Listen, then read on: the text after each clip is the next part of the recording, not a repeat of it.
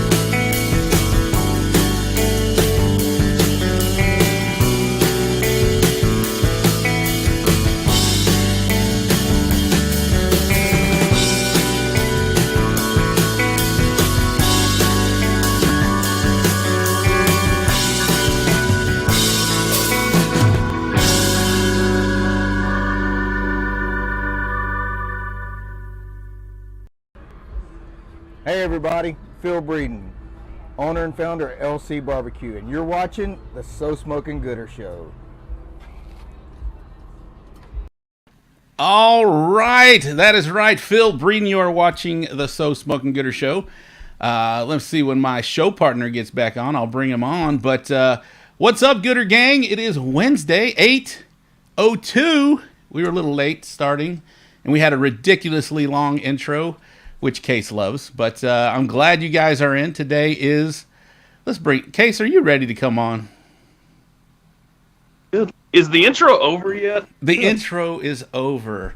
What's up, guys? It is Wednesday, 2/2/22, and you guys are watching and listening to the So Smokin Gooder Show. My name is Rob Rocha, and I'm coming to you from the Bullhorn headquarters in Cypress, Texas. Damn glad you guys are joining us tonight. It is just starting, Case, and we are over 100K watching already.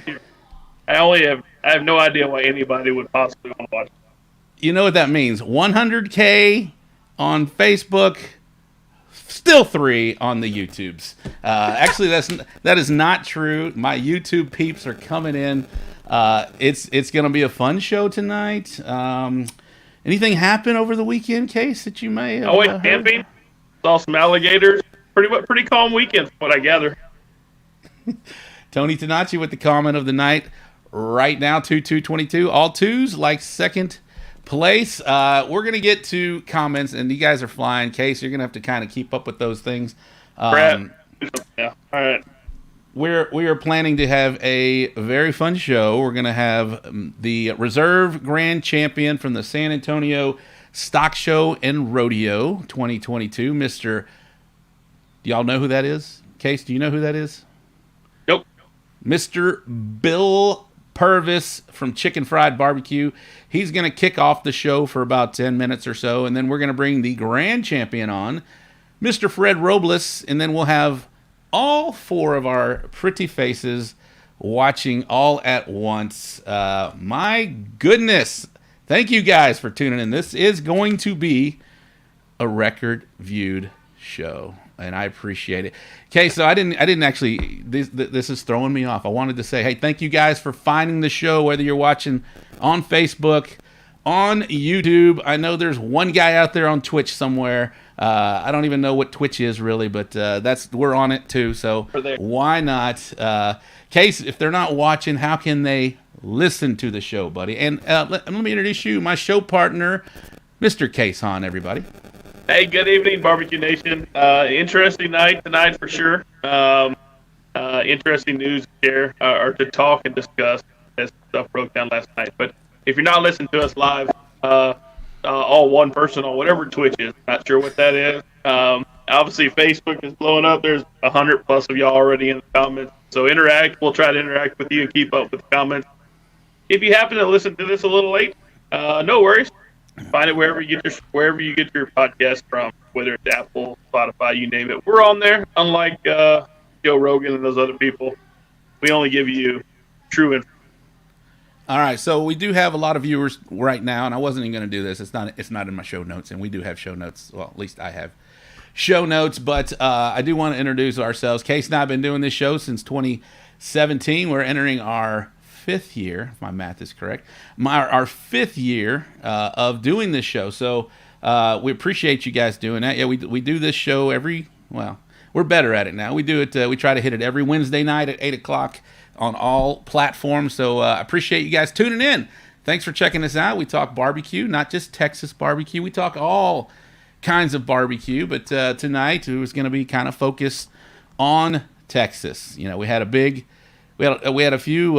big contests here in the state, and we'll touch on those later in the bull printing wraps and graphics wrap-up recap, and then we've got a couple big ones coming up as well. But tonight's all going to be pretty much about the San Antonio Stock Show and Rodeo.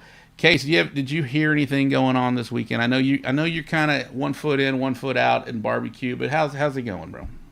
Yeah, no, I went camping this weekend, which seemed like a really good idea. Then come Sunday was a really good idea. Then yesterday, I knew it was a good idea. So, obviously a fantastic, 2 huge events, by the way, in barbecue. So, I don't know if we gave Humble the credit that it deserved, the amount of teams that were in Humble last week, with San Antonio being such a massive event, so many good cooks, near 300. Huge shout-outs to guys who went to Humble. That was a big-time event, and congratulations to those guys, too. Those are 2 huge cook-offs. It's almost sad that the same weekend had to have both. I agree with you on that, but Humble was capped, so both of those contests were capped. I think all the contests around the state. So barbecue is alive and well, at least here in Texas. I know up north they're still thawing out. We talked about that last week, but they'll be coming back around as well with their contest. But so we guys, I know there's a lot of people watching right now, and there's a lot of interest in what happened this past weekend. I do want to just kind of take a note on, just watch the comments. We're supportive of everybody, but we do know something major happened. We're not here to dig on anything right now. We're just going to talk about it. You know, if something happens in barbecue, regardless of where it happened, this is what this show's about. This is a platform for you guys to voice. This is a platform for you guys to hear. Maybe you guys don't know, weren't in San Antonio at the time. So that's what this show is about. And we've got the winners on, the 2 winners, the RGC and the GC. So guys, just keep that in mind when you're making comments. I'm going to try, like Case mentioned, to put up some comments, but 145K in the moment that I can see. If anybody wants to give me a a shout out on YouTube. What we're at on the YouTubes, that's great. I still know there's only 1K in Twitch. So, all right. That said, Case, you want to say anything before we get this thing started? Because now's your chance. This is the most we've had at one time. No, welcome in. Let the comments fly, and let's have a good conversation.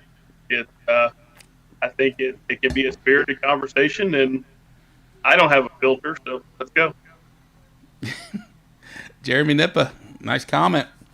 We got it. So I'm going to try and, like I mentioned, and highlight them. In Case can do the same. Probably not. He probably didn't accept that email yet. All right. Enough said about Case and I. Let's bring on. I wanted to bring on him first. I wanted to bring this person on first because he did not get to have the moment. And I'm not saying that this show is going to bring that moment back, but he did not get to have that moment with everybody, giving the high fives, giving the hugs, having the tears, all of it that comes with winning or reserving something as large as the San Antonio Stock Show. And we're also going to give praise to the Stock Show because that event is amazing. And I'm going to talk to Bill and Fred both and Case about how I feel about that event. I really feel that thing should be mentioned.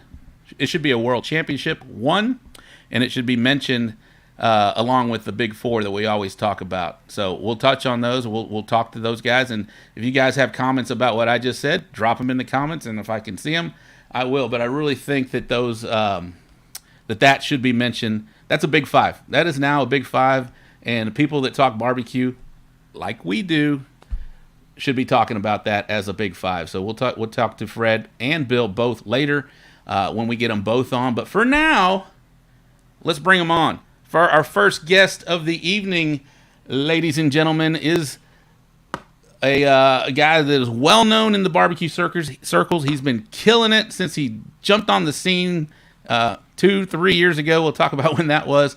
But let's bring him on right now, Mr. Bill Purvis from Chicken Fried Barbecue. How are you doing, Billy? I'm doing pretty good, guys. Doing pretty good. Look at that scroll down there. Can you see that? Can't see us. Oh, okay. There we go. Yeah, I see it, baby. I see it. Bill Purvis, 2022 San Antonio Stock Show and Rodeo Barbecue Cook-Off Reserve Grand Champion. Hearing those words, what does that mean to you, Bill? I mean, it's obviously a huge event. You know, I've heard about it for the last couple of years, and you know, I wasn't able to get in. I tried to get in on the last event and was slow on the internet. Out here in Magnolia, Texas, you know, the internet doesn't work too fast. And the same thing happened again this year where I didn't get in. And luckily, Carlo invited me to come cook with his Devil's River group. And I was just, to me, it seemed like an American Royal, a Texas American Royal. It was, everybody was there, or most everybody was there, but it was a big experience for sure. So. Well, you're getting the love. I'm sorry. Go ahead, Bub. No, and for me, I mean, I got a brisket walk, a second place brisket. So, you know, that was kind of the thing of, you know, my first time cooking it, man. If I can just go there and get one of those black and gold banners, you know, obviously everybody goes there wanting to win it, but I think everybody goes there also feeling like a success if they end up walking away with a banner, you know, if they end up walking away with a ribbon. So I did have a good experience, you know, celebrating with all you guys and the Devil's River guys and, you know, Fred winning it and all the rest of it. And like I said, I was able to walk away with a banner. So I felt pretty good. I felt great, actually, you know, so. Yeah. This is way too soon. 12th overall with a banner and thought, man, this is, you know, I can't ask for too much better results, you know, so. You're killing me. You're killing me, Bill. This is too sweet. Have you reached out to the Cypress Police Department about your stolen property and its location behind Rob Arocha? No, but I am after this phone call because I can see that banner in the background. There's stolen property in the background of Rob Arocha right now. That's your one banner is great. Two banners is better. There's stolen property. You know, I'm with you, Case. I think you're right, but I don't want to say that on film. You know, I will. I already posted on Facebook. I said, "Come get your banner, homie." Yeah. I kept it safe. I even took photos with it. Right. I didn't realize that it wasn't mine at the time. But that does not belong to me right back there. As you can see, it's dark, and that's not purposely. It's just dark back there. But yeah, so that I mean, to me, I don't care. 8th or 9th, it's the same thing. But to you, that tell me how you found out about the issue, and what were your initial thoughts going around yesterday? Because there was a buzz going around the barbecue circles about hey, something's going down, maybe something's not correct. But tell me how did you find out, and how'd you feel about all that? That's got to be kind of cool. I know Fred said you're the only guy that can win a GC on a Tuesday, or RGC anyway. But right. How'd you find out, and how'd that go? Well, I mean, it was Tuesday, and I had originally placed 181st in ribs, which I thought my ribs were better than 181st, and I actually really liked them a lot. And I had Aaron Leslie after rib turn in. He came to my camp and he tried one of my ribs, and he was like, "That rib's going to walk, Bill." He said, "That's exactly the moisture, the tenderness that I'm looking for when I'm trying to, nail an IBCA rib." He said, "I think it's outstanding." So when I got the results of 181, I was like, whoa, maybe the judges, I hit a bad table. That these things happen. It's barbecue, right? You're not, the best barbecue doesn't always win. A buddy of mine has told me that several times. So, especially in a field like that. Maybe, man, I hit some, jacked up table or whatever. So I just didn't. Again, I'd gotten a banner for brisket, so I was happy, and so I didn't really go in and try to dig through my scores or anything like that. And it was Tuesday, and I was talking to a buddy of mine, and he actually pulled down the stuff on the phone, and he was asking me my master ticket, and I'm like, man, I don't really know what my master ticket number is. And he was able to backtrack it through the second place brisket call. So he was able to look at the other sheet and cross-reference it. And he told me, hey, man, you're missing a rib score. You've only got 4 judges. And your rib scores are really, really good from the 4 judges. But you still have a 5th score out there that, you need to send a message to IBCA, because, your cumulative score is you don't need that many more points to jump up to RGC. I think he said I needed 25 or 26. And my lowest score on ribs from any of the judges was like 35. So I sent it to Butter. He sent me all the information. I screenshot it and sent it to Butter, and Butter said, hey, we're checking into it. And later on that day, I got a call from Leanne to tell me that my rib scored, that 5th judge was a 10-10-10, which jumped me up 40 points in ribs and moved me from 180th to 8th place rib. So stealing it from me.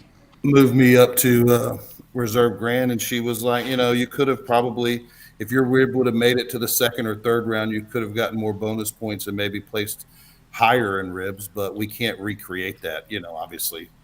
So, I spent most of the day waiting on Butter, because I knew that, I didn't need a big rib score to be able to make a move.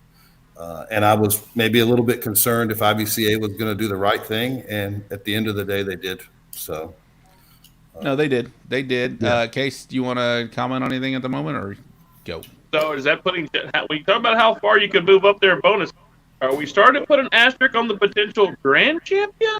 No, I'm all about putting asterisks tonight on everybody. There was no way to catch Fred. Even if my rib would have got the full 20 points, she's still not catching Fred. So Fred would still beat me by 2 points. So Fred, we'll talk to Fred in a little bit, but Fred lapped the field. Fred had an amazing cook, 3 walks out there, and that crowd of cooks is I don't know. I'm sure it's been done before, but maybe it hasn't. That was pretty impressive to see Fred get those 3 calls. And Clarence would know. Is Clarence in the comments? Has anyone ever had 3 walks at San Antonio? Mama and Papa Joe's is in the comments, and I appreciate him. Yeah, and to your point, Clarence was on the show last week, a former grand champion, and he was, just saying, hey, anybody that goes out to San Antonio in this contest with this field of cooks especially in the era of barbecue that we are right now, with all of the classes and the YouTubes and just the knowledge that you can get out there just for free, is very impressive. And you just want to get it one call, and that's what a former grand champion, 2-time grand champion, was saying. And I appreciate Clarence on the show. If you guys didn't check out the show last week, you can go back on YouTube and or Facebook and check it out. But yeah, so to your point, to go out there, you're just hoping for one call. And Bill, you and I talked about it. It was our first time to do it, and we were just tickled pink coming home with one banner each of us. So I don't know where Case just went off to, but I heard there was some echo issues. But yeah, so congratulations, Bill. I just want to tell you publicly right now on the show, we have 178K right now. This is pretty cool. But congratulations on that. And when Case gets back, we're going to bring you back on the show. But before let's have your moment here. Is there anybody you want to thank? You're going to come back on the show. Trust me, don't worry. But anybody you want to thank, this is your moment right now for that big old showing at the San Antonio Stock Show. Yeah, there's lots of people that have influenced. Fred's obviously been a big help to my barbecue, as well as Phil Breeden. Both of those guys have been really big influences, and both of them have offered me a lot of help. Of course, Royal Oak, Cosmo, Adam Martinez as well. AMP Products, he's been a big help as well. So there's been lots of people helping along the way. But there he is. We had an 8th, a 1st, and a 5th in 2015. That was him right there, grand champion of 2015. Clarence Joseph right there. Hector, do I like Doritos? Yes, I love Doritos. And this. Heck, I was tearing up some Doritos late night on a Saturday night celebrating. That was good stuff right there.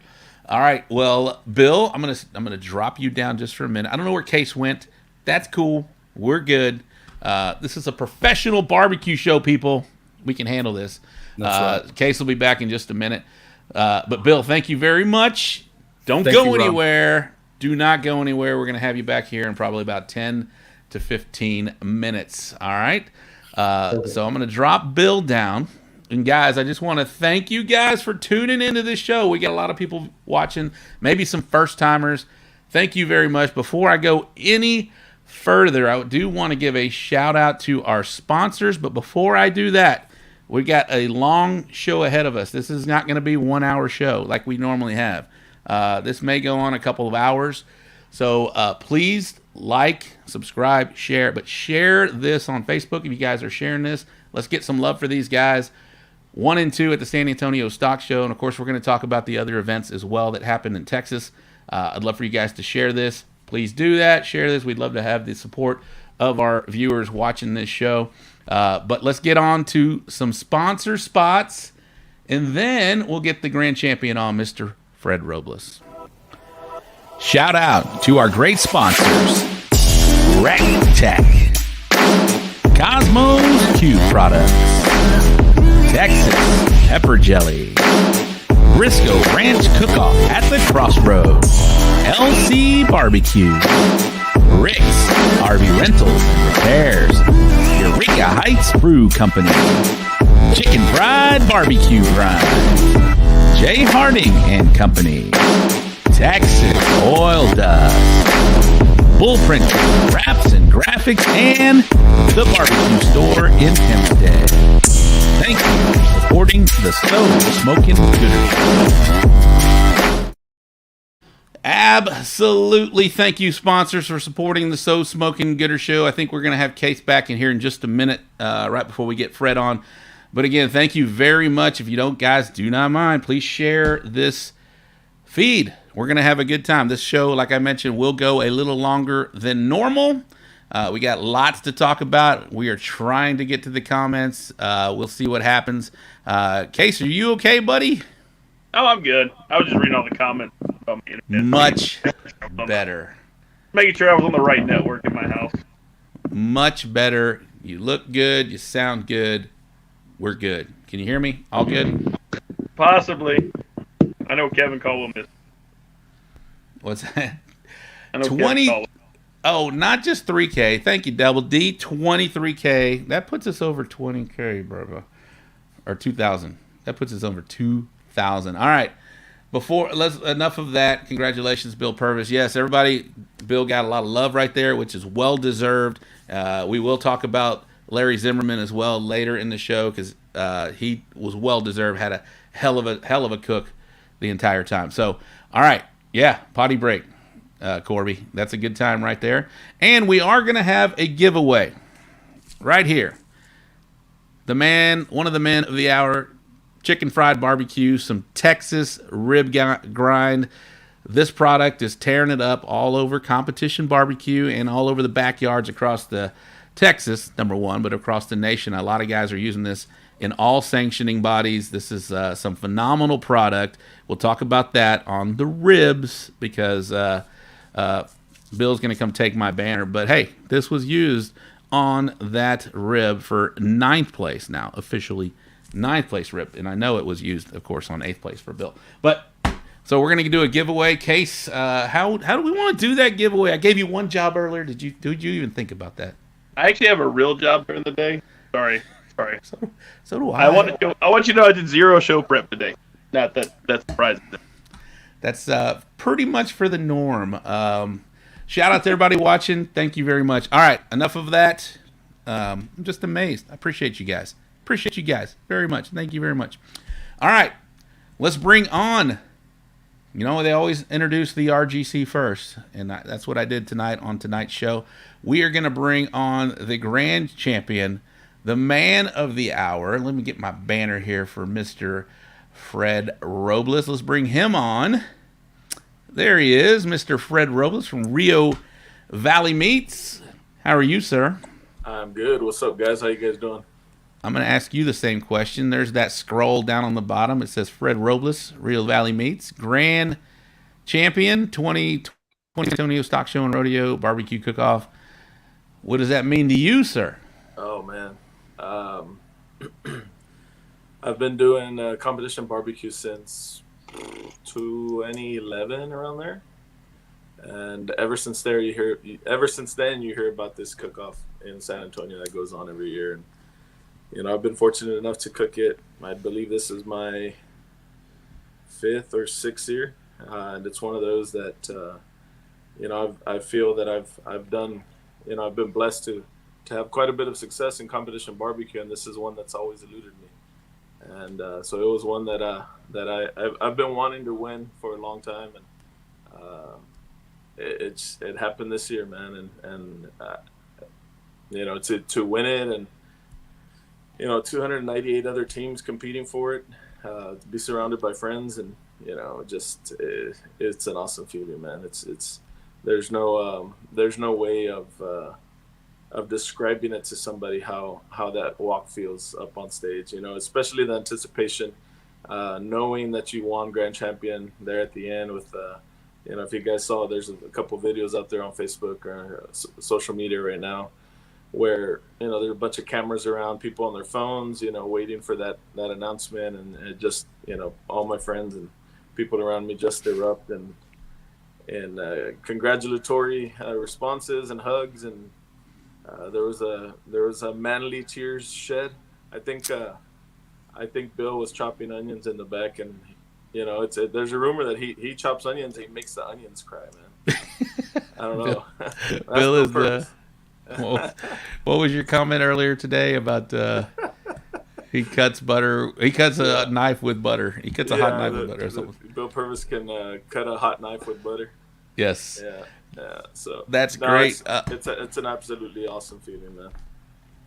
Shout out to Carlo, real quick. He put this team together. It was the Casanova Devil's River whiskey team that you were a part of, that I was a part of, that Bill was a part of. There was we'll name, let's go for it: Daniel Garcia, Roddy Trevino, Rene Gonzalez, David Gonzalez, EJ De Leon, Ram Benitez, Chuck Salinas. Am I forgetting anybody? I hate it. I know you hate naming names too, because we always forget. DOX. There you go. Yep, Dio. Xavier.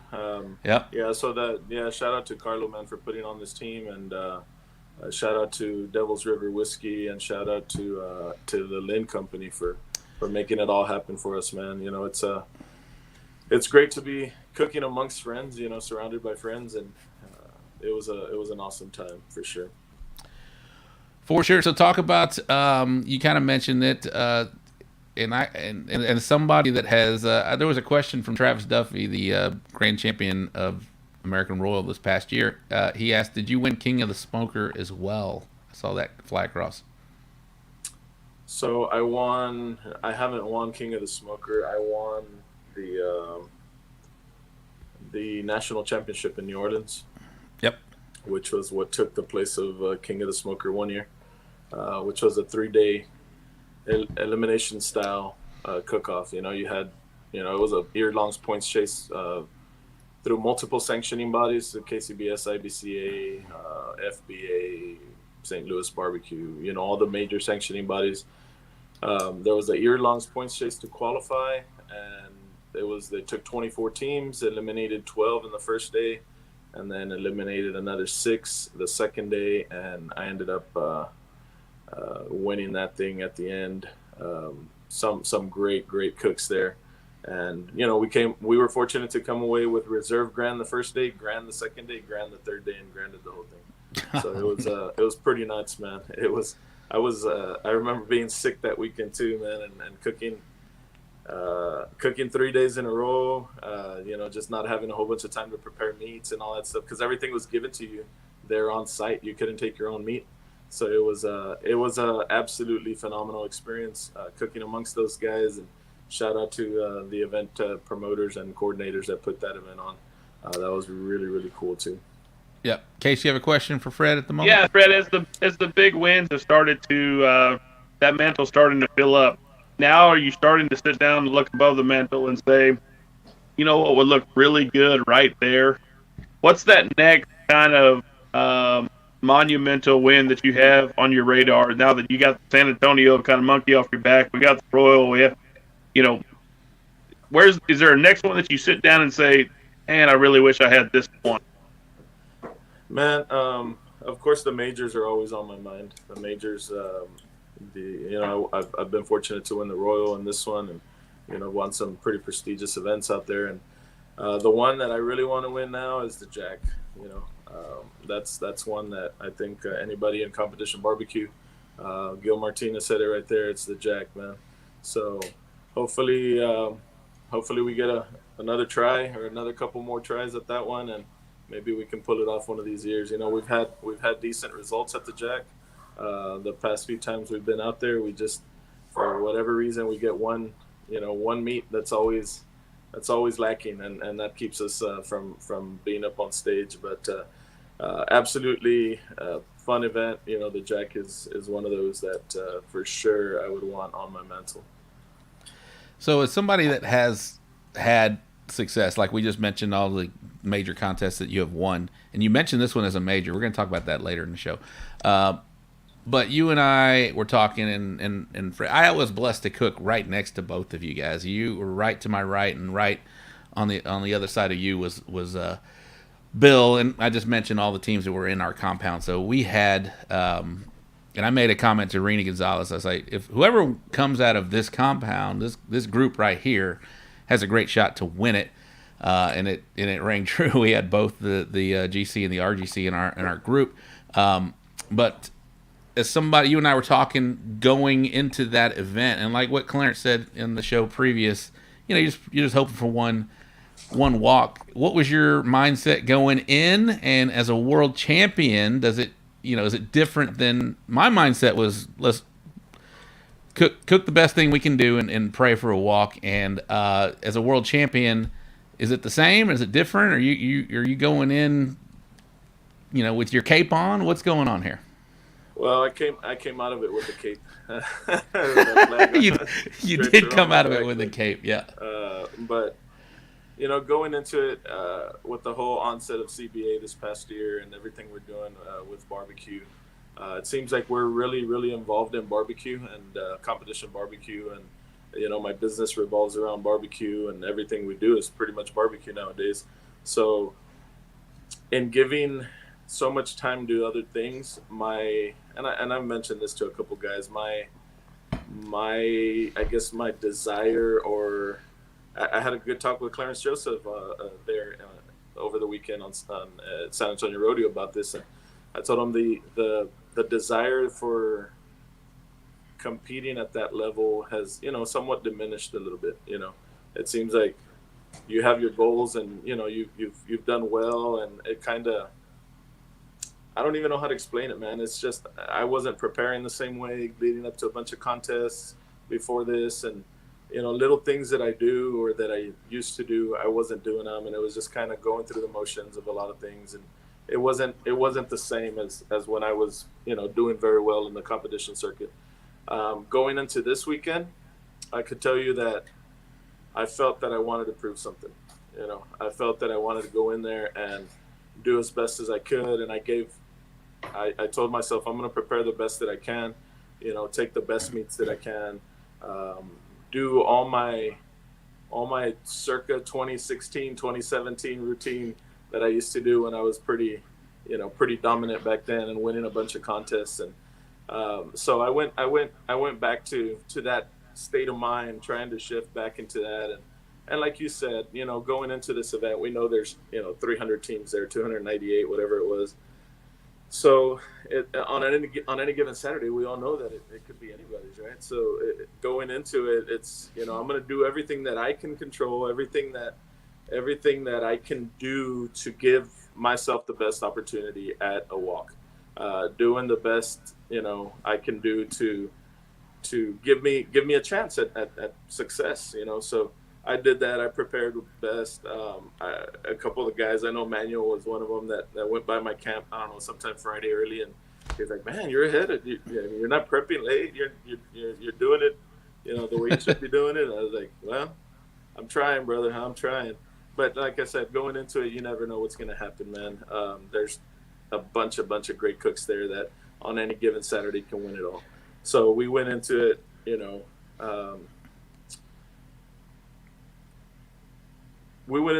prepared, hoping for the best, and hoping we could get a call, man. And thankfully, we're blessed to get 3 calls and win the thing. So it turned out well, for sure. How was it walking into an event like that? And whether you realize it or not, I'm sure you do realize it. You got a target on your back, right? Everybody wants to beat Fred Robles. Everybody wants to beat the world champion. And do you put any added pressure on yourself, or is it just par for the course in what you've done? And because I think putting some extra pressure on yourself probably hurts your game more than it helps your game. But is that something that you think about when you're going in and you roll in with that Rio Valley Meat logo on the side of your trailer? Is that something you think about before going to a contest? Nah, I pull up and I do my thing, man. I can only control what I can control, bro. Whatever other guys are thinking, that's on them. If you're thinking that I'm showing up and I'm going to beat you, you've already lost. If I go in with the same mentality, thinking that I'm going to lose to Rob or to Bill or to anybody else, might as well stay home. I go in there doing my thing. I try not to put any added pressure on myself. The only pressures I have are, and it's not even pressures, it's more stuff that's going through my head is, what I need to do in the business, or any stuff, anything that I left undone or unattended while I'm away. So those are the things I worry about, really. Not so much about the barbecue. The barbecue is gonna, it's repetition. We do what we do it the same way every weekend, and try to make the least mistakes. I've often said, and you'll probably hear me say this a bunch of times. Every cook out there has great barbecue, man. You can go to I don't know how many ribs I tried just in our camp, and I was like, man, that's a good rib. Man, that's a good rib. That one's good too. I tried some chickens from Bill. I think I tried yours, and man, they were all really good chickens. At the end of the day, I think it's the little things that matter. It's about who makes the least mistakes, and it's about who can recover from those mistakes during the day. So, I try not to think about anything other than what I can control. I can control my heat. I can control my fire. I can control how much seasoning I'm putting on my ribs or brisket or chicken. I can control my timelines. That's what I'm focused on. Well, Fred, I learned Tuesday there's something you cannot control. And so you made the comment your business is barbecue. I can tell you my business is not barbecue. And I'm as far removed from it besides coming on here and talking with you guys on a weekly basis. So when my phone does ring about barbecue, something's up. And so one thing you can't control is what happened Tuesday. How concerned? When did you start to hear what was going on Tuesday? How concerned? We know Bill's a good cook, but he damn near got all the way to the top. What was your thoughts going into it? Was there a chance that you thought maybe Bill goes all the way to the top, because he damn near did? I started hearing stuff, and I guess before I even get there, a big shout out to San Antonio Rodeo. A big shout out to Sean Kidd and that whole group of volunteers that puts this event on for the kids and the youth that this event benefits. Big shout out to them for always putting on a first class event. And so to answer Case's question, it's somebody messaged me or called me on Sunday. When the results were posted on the IBCA website, and said, "Hey Fred, do you know how this works? I mean, this doesn't seem to be adding up." And I couldn't log on to my deal. I'm a member of IBCA, and I just couldn't log on with my email address. And so I get a bunch of screenshots of the score sheets, and I'm kind of looking over them, and I'm trying to make sense of them, and they really don't make sense to me. And then so I make a few phone calls, try to get some explanations, and so we get into Monday, and I get more phone calls from different people. Hey, this is going on. This doesn't make sense. How did this guy end up on the final table or the second round without having a score in the 1.5 round? And there's all kinds of things, and I'm like, I don't know, man. I haven't, I hadn't cooked an IBCA contest since I don't know, sometime in the fall of last year. So, and then this event was a little different the way they did the scoring. So.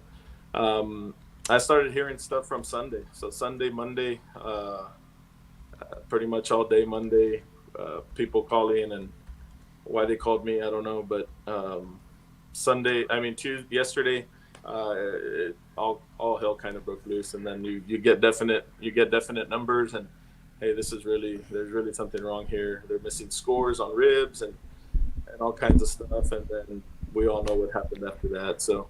It kind of started on Sunday, the day after awards, and it's like I've told several people, Case, if had Bill caught me or had anybody caught me for that any reason, hey, justifiably so, man. I don't want to win anything that I didn't deserve.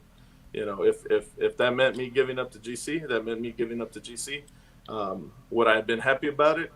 Probably not, right? Because my heart goes out to Larry, man, and I'm sure we'll talk about it a little bit, but to be put on that stage and then to have it ripped away from me like that is gut wrenching, man.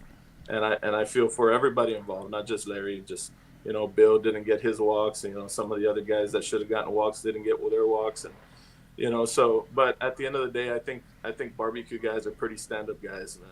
And I don't think anybody out there would want a trophy or to hang up an award on their wall that they didn't deserve. Although Rob's got one on the wall. Yeah, I was like, wait, Rob literally has Bill's banner on the wall. I will explain that later. Chill out. Chill out. Literally. Yeah, I don't Rob is not an upstanding guy, is what I just learned. Sorry?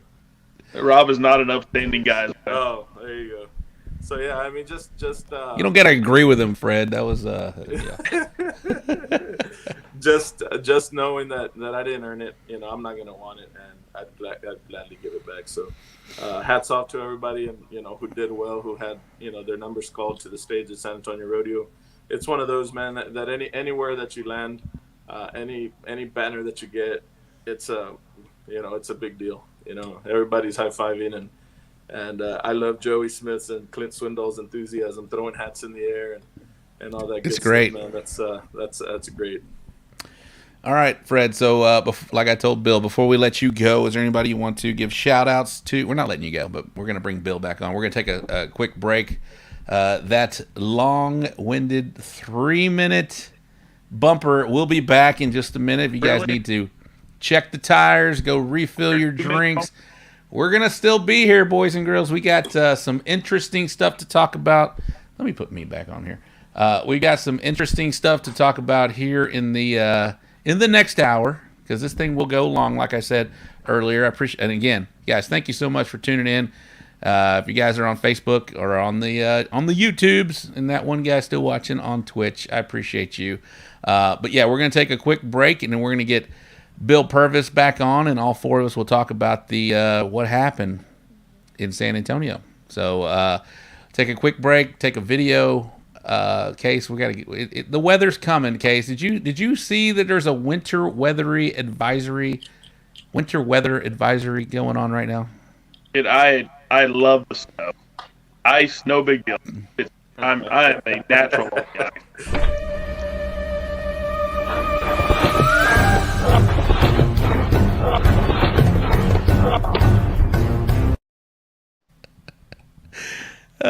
Had to do it, bro. Yeah. So you want to tell everybody how to handle ice before it comes? It's coming. Don't walk on it. Don't walk on it.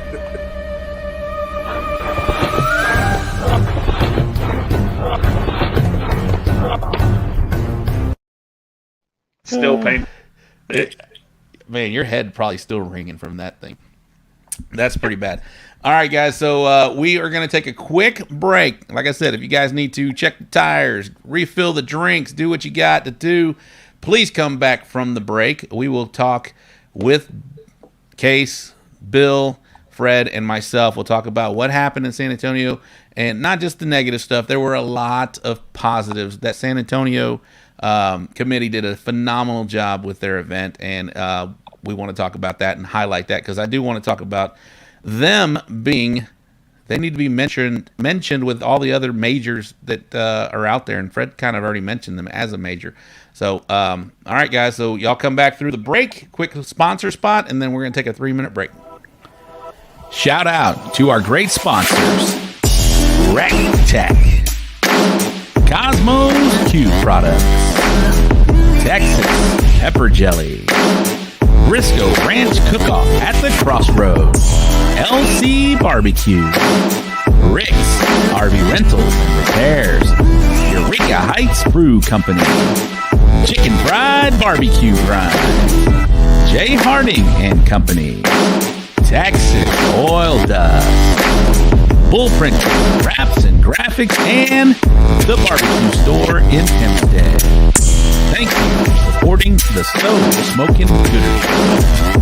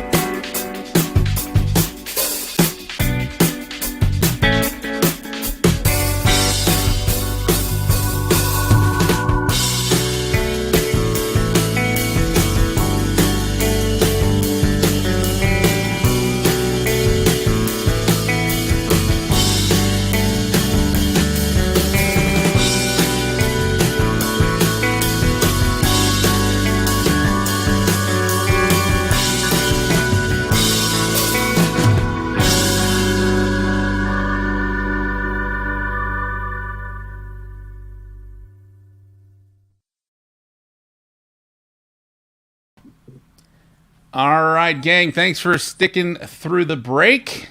Fred is still here. Case is back. Let's get Bill back in.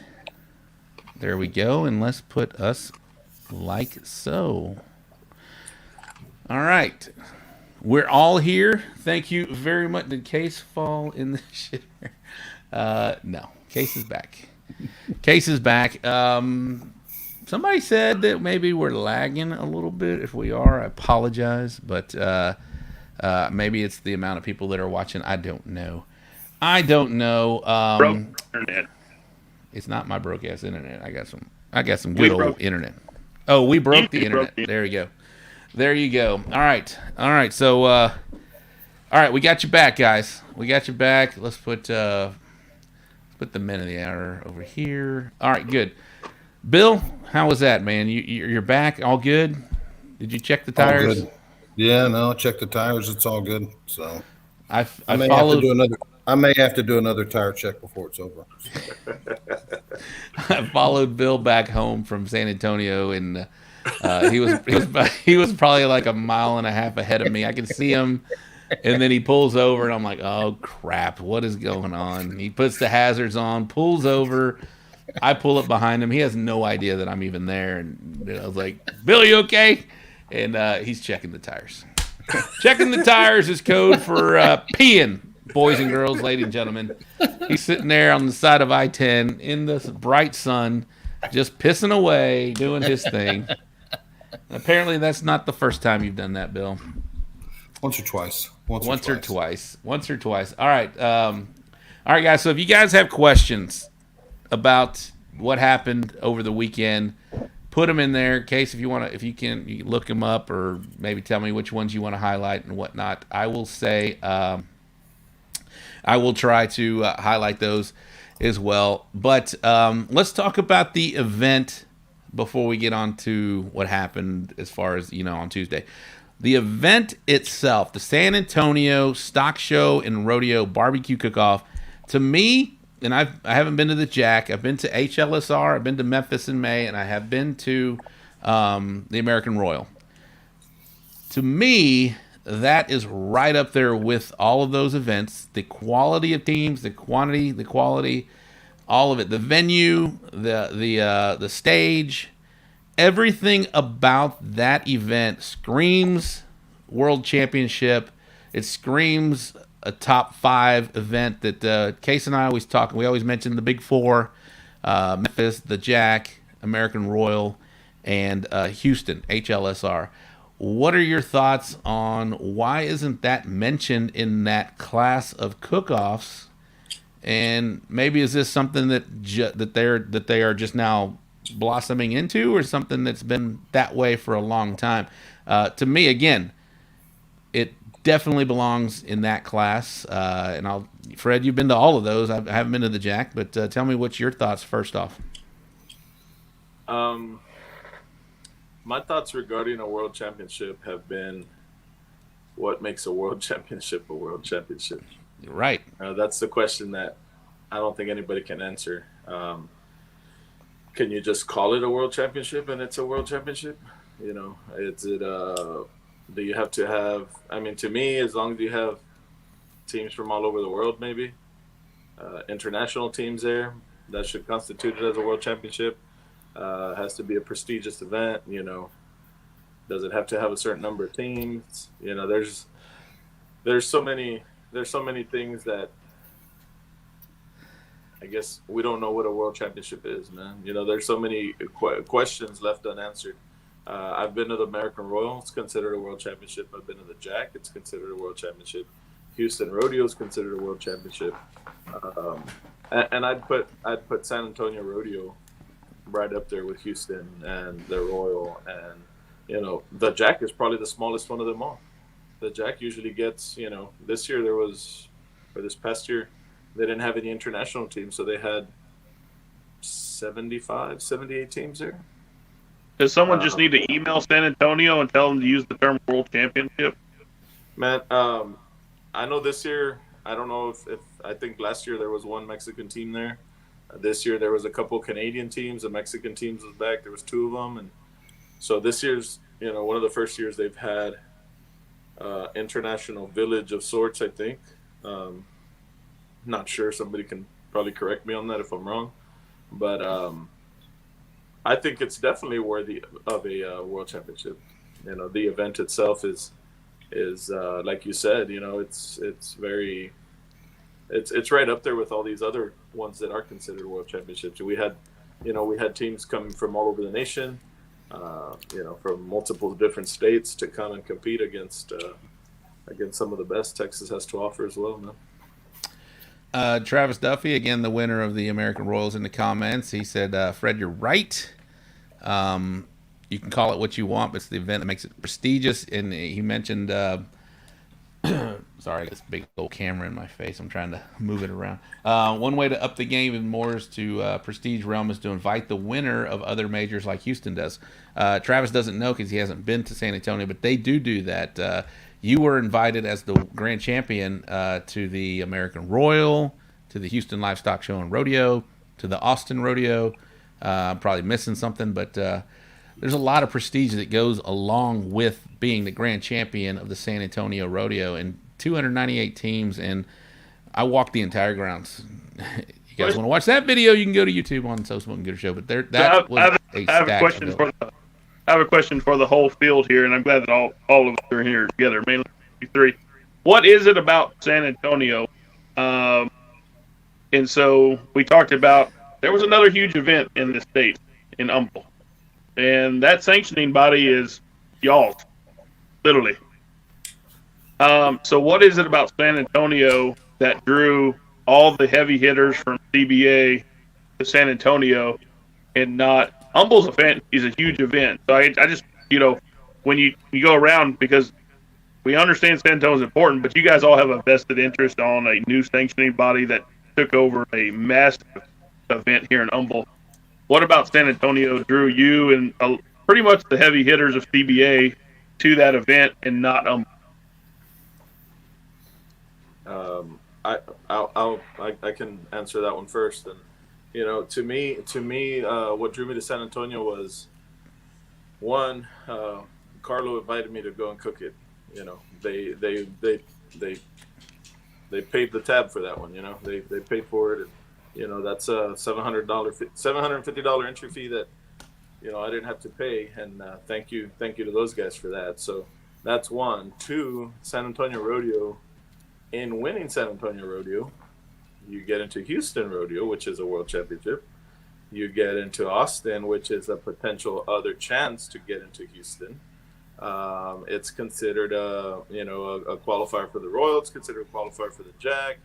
And like I said earlier, when it was just me on here, this one's been on my bucket. It's a bucket list item for me. Humble Rodeo, yes, we did sanction it through CBA this year. We had a rock star team out there that nailed that one, man. Everything went great. Everything ran flawlessly. And that one was capped out. So kudos to them for pulling the teams as well. And everything worked out great.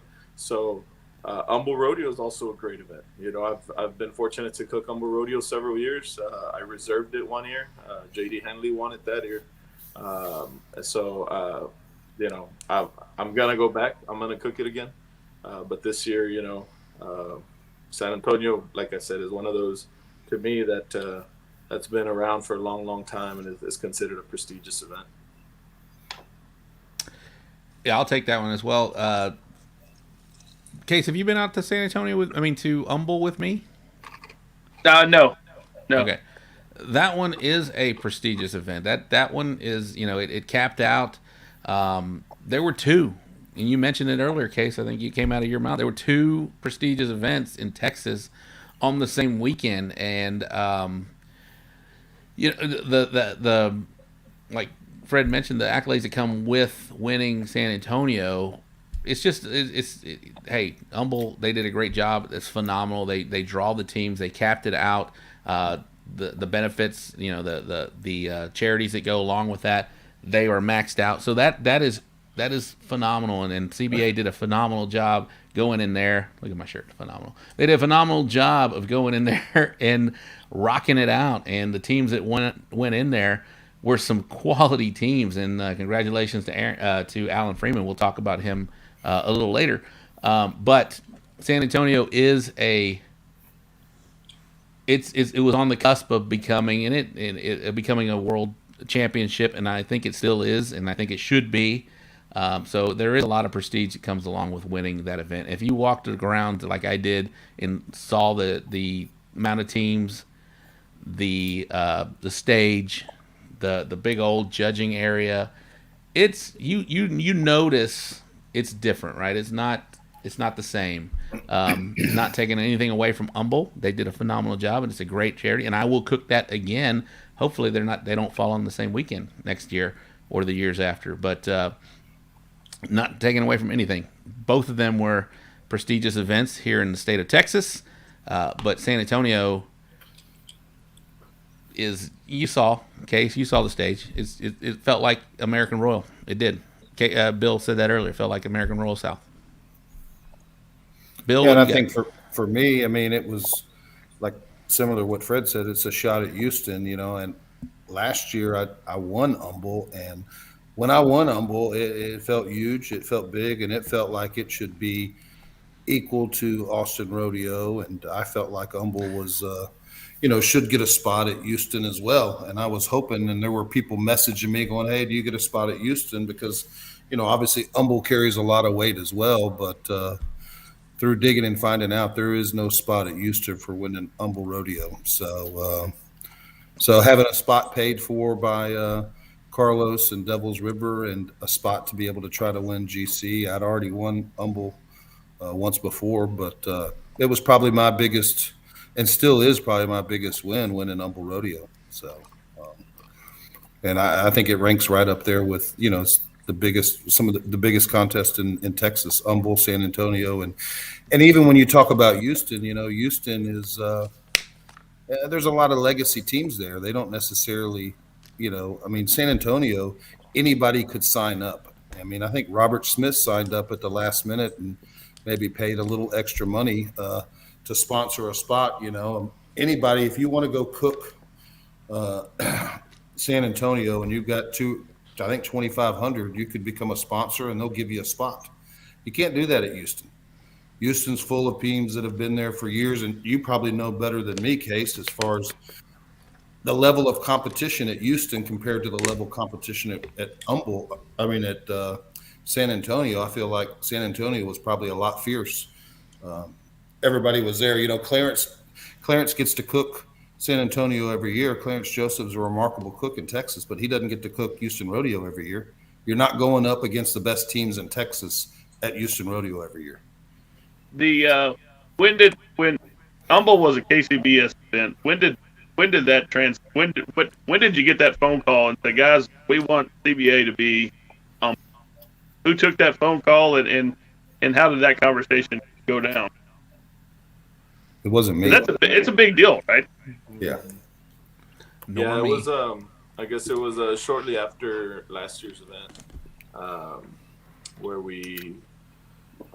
And I'd be lying to you if I told you who the first person to take that call was. I'm not sure, but we have an outstanding team in the Houston area. We got Jim Justinger and Stephen Pfeiffer, Rob and Diane are out there, Bill's out there. We got Laura and Kevin Caldwell, Rob and Mandy Bailey. We got a great group of people out there that, are fielding calls constantly. And I'm not sure who took the call originally, but we made it happen, man. We made it happen. We sanctioned the event this year. From what I understand, everything went great. Promoters loved it. So they're happy. We're happy that we were able to, to put that event under CBA. And it's a huge event, like Bill was saying. It's big, man. It's 96 teams they had this year, Rob. I think they capped it at 96. Yeah, it's up there with the biggest ones in the state for sure. And ultimately, where we're going, how many of you are looking on your phone looking for San Antonio area code to bring, given the mistakes that happened this past weekend at San Antonio? Say that again, Case. There's a lot of conversation, and I think that's what people in the comments want to know. do you think the door is open for San Antonio to become a CBA event after the mistakes that we made this weekend? I think that's completely up to San Antonio Rodeo, man. If they want to talk, we'd be more than willing to listen. It's definitely the ball's on their court, and it's their decision to make. Obviously they had some issues with their current sanctioning body, and we'd love to entertain the idea, and I know we are more than capable to handle it, given some of the events we've already done. So we'd love to chat. We'd love to talk. If it happens, it happens. If it doesn't, hey, maybe next year. Yeah. Well, we've been not teasing, but we've been talking about it. And people are watching. We have the most viewers we've had at one time, because they're all here to talk about what transpired last weekend and the calls on Tuesday and whatnot. And again, we're not here to bash anybody, and we're not here. They did. If it wasn't for that one sheet of paper, it would have went off without a hitch, and they did a phenomenal job. Saying that, and then I come back to say, but there was a big old hiccup, huge hiccup, that affected a lot of teams. It affected not only Bill's rib call. It put some people out of a top 10 that they got to walk and celebrate and experience that deal, and it also affected the overall top 10, which was huge. How can again, taking nothing from San Antonio, we've just talked about how prestigious that is and what a great job they did, and the committee and everything. And I'm trying to word this correctly, but how can people recover from that and come back to another event, knowing that happened at one of the largest stages in Texas? And I think people, for the most part, are pretty forgiving. If you screw up once, you know what I mean. I think people are forgiving, but if there's multiple, screw ups, that's when people get tired. So I don't know what San Antonio is going to do, but I would imagine if they re-sanctioned with IBCA, there would be a lot of people, on the internet probably. People would still show up. People would still go cook it. It's a prestigious event, but they would probably get a lot of backlash for sticking with them, I would think, But I think people would be forgiving, and they're not. I don't think people are walking away going, I'm never cooking San Antonio again because of this screw up, No.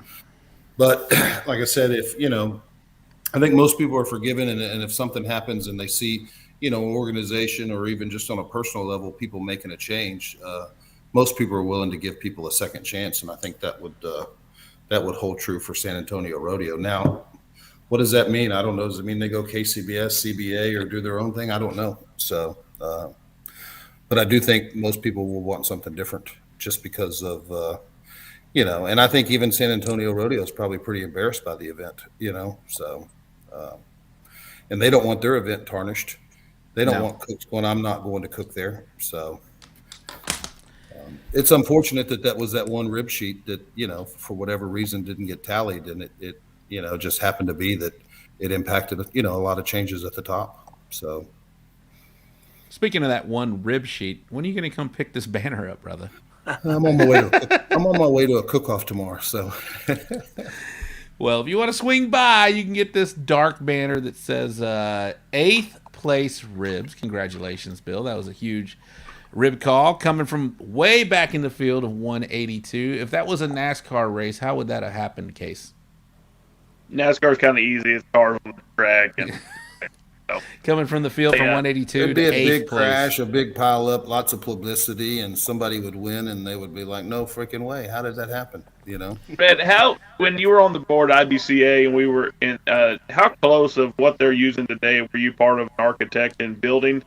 And do you think that you could better understand where the failure happened, or are they doing something that's completely different than what y'all had in mind a couple of years ago? I think they're doing something completely different than the way we envisioned it.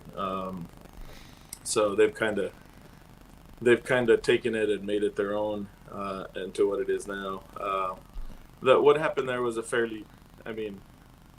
fairly simple mistake. Unfortunately, it happened, and it's unfortunate for everybody involved, man. It's unfortunate for Bill. It's unfortunate for Larry, for everybody who moves a place down. It's unfortunate for the promoter. It's unfortunate for the sanctioning body. I can guarantee you that no sanctioning body wants to go through that, whether it be CBA, KCBS, IBCA. Nobody goes into an event wanting to screw stuff up. I can guarantee you that wholeheartedly. So it's unfortunate that it happened. It did happen. It's happened before. And, it's something that Bill touched on. It's at some point, we knew what we were getting into, I think. At least I did. I don't know how many times they had run that system before, and I'm not gonna get here and bash them, but it's something that to me raised a red flag, not knowing, how many events they had under their belt with that system. But we were gonna go there, cook regardless, cook the best food we could, and hope for the best. And that's what we did. Unfortunate for barbecue in general, man. Because and Texas barbecue specifically, because you got the outside world looking in, and they're seeing, what the heck is going down there in Texas, But it happened. That's it. We all gotta move on and get better from it. That's about the only thing you can do. That's a very good point. Sorry, this thing threw me off. You just said something. Man, you just lost my train of thought. I'm so sorry. I saw a note from Kevin here. Kevin, I'll highlight your San Antonio Rodeo requested at least 3 rounds of judging in lieu of 2 rounds. That changes your approach as a sanctioning body to do something like that. But if you agree to do that, then you agree to fulfill that and make that a clean event, and that didn't happen this weekend. Yeah. So, all right. So if you guys want to ask some more questions, we will highlight those. We're not here to bash anything. We're just here to explain what happened. And if people don't know what happened, then we can explain it again. But Case, do you have anything that you want to touch base on that?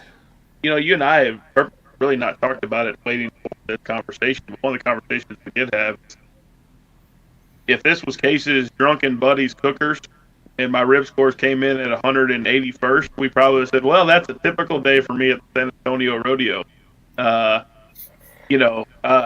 fact that it happened, while it sucked, I think we know Bill knows he turns in a better than 180th place rib. This may never happen if it's anybody but your box, right, Bill?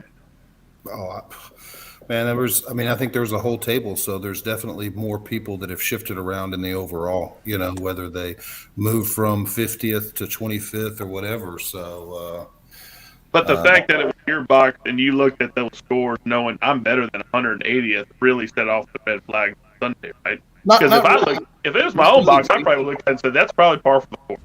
I mean, not really. I mean, I really thought, there's definitely times where, I've cooked KCBS a lot this last year, and I've turned in chicken one day and it's hit first, and I've turned the same chicken in the next week and it's hit 31st. So, this is a 50-team cook-off or whatnot. So I really wasn't I would just thought I hit a bad table. It just wasn't until Tuesday I'm on the phone and with another buddy of mine who says, hey, let me look at what was your master ticket number? And he actually spotted it. I think Rob sent me his scores, and I said, where'd you get that? He goes, I got them from a friend. He goes, just message him and he'll send them to you. And I never even messaged him to get mine. I just assumed that I hit a really bad table. I knew it was a good rib, but at the same time, I know there's a lot of good ribs at San Antonio. There's a lot of good cookers at San Antonio, and I know when you're only being judged by 5 people, it's easy to hit, a bad table. My chicken, I didn't get out of the first round. I scored 22nd place in chicken, but it didn't get out of the first round. I had, My lowest score on chicken was a 7.7. But it scored high enough in the first round to be 22nd, but it never made it to round. I think it made it to round 1.5, but it didn't make it to the top round. So, to some degree, that's barbecue. When you can turn in good food and still not walk or not get a call. But it wasn't until this buddy of mine that was reading the sheets, going, "Hey, you're missing a rib score."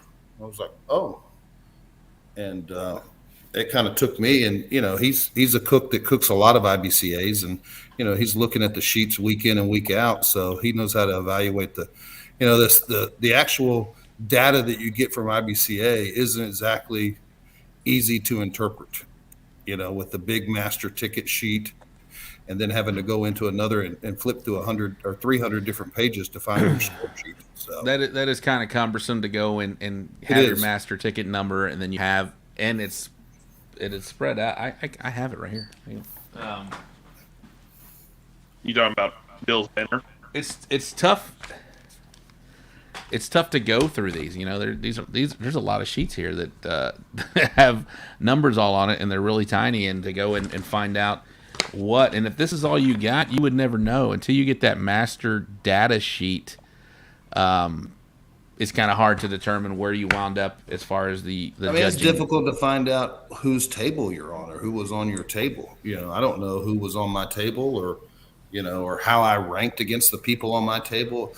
I would assume that I had a pretty high rib score on my table amongst the other guys that were on my table that got judged by 4, because mine was the only one that actually affected the top 10. But There was there's some questions that people are asking from this comment right here. EJ says, according to Ryan, I guess there's another show going on right now. I don't know how y'all are watching that or how many people they got, because not like this show.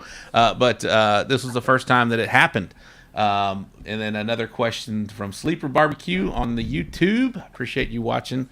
It says, so Rob, was that statement on the screen accurate? That was the first time for messing up? I don't believe that was an accurate statement, that this was the first time. There's we all have seen, if you're following Texas barbecue, you would have seen that it's not accurate.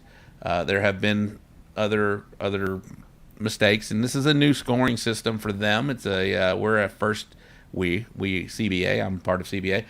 This is a first year. We're now in our second year, but this is the first year that we started our scoring system for that. But people mention, hey, you guys had an issue just 2 weeks ago. What's the difference in what happened here versus what happened there, Fred? And I can elaborate a little bit on that, but go ahead, Fred, for that, because I saw that question as well. Issue between the issue we had in CBA in Raymondville and this is that our results were correct. Our results were correct. There was everything that was called was as it should have been. We took a little longer to get results out because we wanted to make sure they were correct. We took those extra couple hours, and we had people waiting at awards, and nobody wants to do that, and I get it. But I didn't want to put those results out with a chance of them being inaccurate, because I didn't want to have to deal with the mess we're going through right now. I could have RGC'd that one on Tuesday too. Yeah, it might have been Thursday. Who knows? But, so to me, and it's like I said earlier, there's things happen. Everybody makes mistakes. We sanctioning bodies are all going to make mistakes at some point or another. To me, the biggest thing is if you're publishing out incorrect results, and then you're having to bring people back from, calling them or texting them, hey, send me the stuff back because you didn't win. It's not a fun call to make. Whoever made that call, if Leanne made that call or if she didn't, I don't know. But whoever made that call, I guarantee you, is not a pleasant call to make. Early on in the CBA days, I had to make that call in one of our events. And believe me, we learned from that one event. We learned that it's never going to happen again. And we're going to do everything in our power to never allow that to happen again. So we've come up with an audit process on how we before we release results before we go to awards, how we look at our score sheets, how we look at our individual team sheets. We give out a lot of data at the end of our events. So we tell you how each judge scored you, the comments they had on your tables, the comments they had on your particular boxes, actually not on your table, but on your particular boxes. And that's an individual team sheet. Then you get all the overall sheets: chicken overall, ribs, pork, brisket, all the overalls, and then the whole event overall. So we give out a lot of information, and we go through that and audit it before it goes out. Make sure all the numbers are matching. Make sure we're not missing anybody on there. Make sure everything's on the up and up. At the end of the day, I think the biggest thing with the sanctioning body and what keeps people coming back to a sanctioning body is credibility. If you are not credible, if you are not trustworthy, if you are not honest and transparent, then you're going to have problems. And it's like that in anything in business. I often preach to our group, to our board, that the way we're going to succeed in barbecue and in sanctioning events is by offering the best customer service that we can. And I often say it is who's our customer? Our customer is our cooks. Our customer is our promoter. Our customer is anybody we talk to, like you guys. Our customer is anybody we run in contact with or talk to anything about CBA. If we keep our customers happy, they're going to keep coming back, and that goes in any business that you put out there. So that's the way we approach things. Yep, absolutely. Sergio had a question. Why weren't you guys asked to be on the IBCA show? It's because they wanted to be on this show, man. Come on. I mean, if you want that many viewers, you come on this show. There's another show. There is another show going on right now, maybe so. Yeah, so EJ... that time. Somebody should be fired for that rating. They should go on at 9. I've said, or on Thursday. I mean, they probably have more viewers on the Barbecue Central show. That out. Case loves to dig there, and I've said it on the show. We'll just talk about shows real quick. Barbecue shows. Thank you very much for watching this one. But on Monday, go watch the Atlanta store. On Tuesdays, there's another one. There's 2 of them. The Barbecue Central show. Case just gave a shout out to Greg Remke, and the other one is Mike Steele. Go watch those. But on Wednesdays, 8 o'clock, right here on Facebook, YouTube, and I hear there's 4 people on Twitch. Case. 4 of them. Yeah. 400% increase beginning of the show. And on Thursdays. And on Thursdays, there's nobody to. Oh well. Every now and then. CBA Buzz. But Nick, Fred, apparently. Go ahead, Case. I'm sorry. Yeah, Fred. So, if the time comes, and I know we've got so many fail states, but we're human. How do you rate Leanne's response for what she's done to have to make that call? How do I rate Leanne? Sorry. How do you rate? Because ultimately, if that mistake would happen to CBA, you would have to be the face of that and own it. I don't want the job, by the way. But if that mistake happens, I mean, how do you look into her as a peer, as somebody that's leading a sanctioning body yourself? How do you imagine yourself in her shoes, and would you have done it any differently? Well, I think the biggest thing in our positions is that the buck stops with us. We're the face or the leader of the organization or whatever you want to call us, and if something goes wrong, it's on me. If even if it's something that was out of my control, it's still on me. I had this conversation, I don't know, yesterday or a couple of days ago with somebody, and football season just ended, and we talk about how I was talking to him about how football coaches never spend a second on that field. They never spend a single second on that field playing. They never put a helmet on. They never put shoulder pads on. And football coaches are oftentimes the first ones to go when a team doesn't do good. And that you can say that for anything, and if we're looking at sanctioning bodies, that could very well be transitioned to here too. It's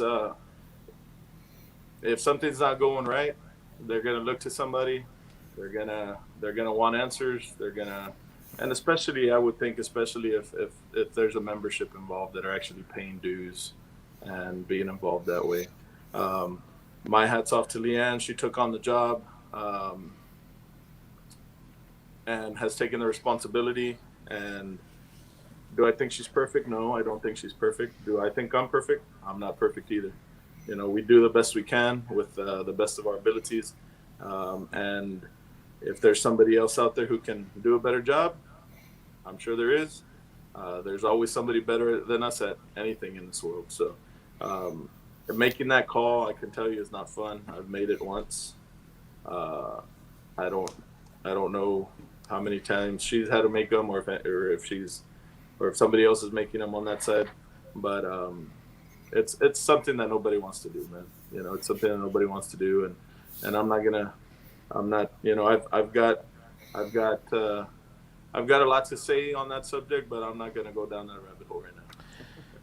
Yeah, Case throwing the hard questions out there. My goodness. All right, Case. Guys, we're sitting at an hour and 27 minutes. We're gonna go 2 hours tonight. So if you guys the hard questions are the best questions, Rob. I like it. If we're gonna go 2 hours tonight, so we got about 30 minutes, a little over 30 minutes left in the show. If you guys have questions for these guys, so I do want to highlight Larry Zimmerman. The guy's a hell of a cook. These guys, so I do want. Who was that? Blaming Phil. I do want to highlight Larry Zimmerman. The guy's a hell of a cook, and taking that call had to be a gut punch for anybody. I mean, if thinking about that, if anybody put yourself in his shoes and knowing you had a good cook, because I mean, finishing third overall at the San Antonio Stock Show with 298 teams in attendance, and the people that we already mentioned, just a stacked field. You know, you had a damn good cook. To be rewarded for that in that setting, and then to maybe get a call a little later, 2 days later, and say sorry, that's got to be a gut punch. But I want to highlight Larry. Larry's a phenomenal cook. He had a hell of a day on Saturday. Third place overall is amazing. But I don't know him personally, so if you guys can speak on him. And maybe talk about, Bill kind of mentioned that in his post, so I'll let Bill kind of take this one. Bill, how would you? It's got to be a gut punch, but somebody asked you the question, hey, would you rather have this stripped from you, or would you rather have you got the call and you mentioned it? But talk about Larry and then talk about maybe the emotions that go into having that happen to you, because it's rare, but it does happen. It's happened before, and it'll happen again. But on this stage, it's got to be terrible. Yeah, I mean, I feel terrible for Larry. I mean, it's we've all talked about how prestigious this event is, and to have your name called and to celebrate and have your sponsors share your post and stuff like that, only to several days later, all that being stripped away. I feel horrible for the guy. I mean, to me, it's it's hard for me to celebrate my RGC, because I know, he's going to look at a post and see everybody congratulating me.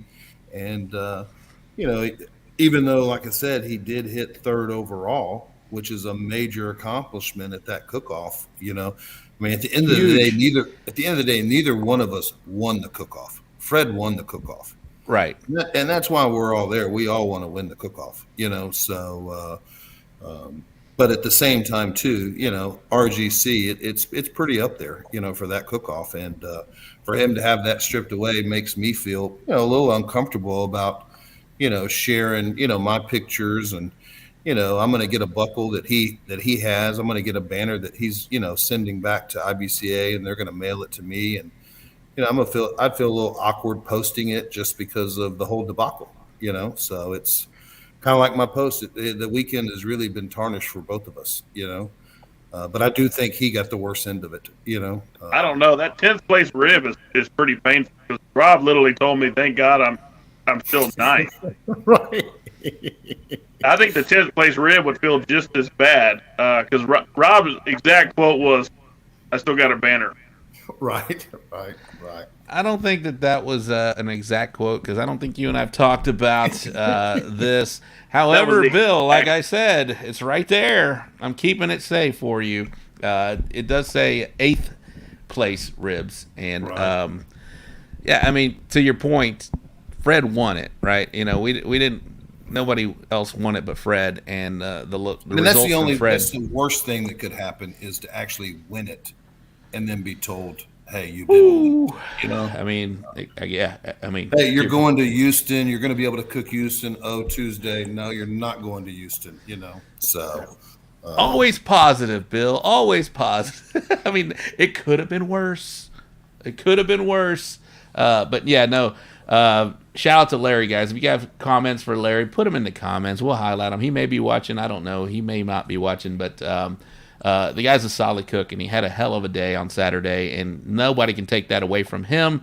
And Bill, I'm gutted for Larry, and I'm gutted for you too. You didn't get that experience of that stage and that prestigious. You know, we've all talked about it. You know, you didn't get that whole.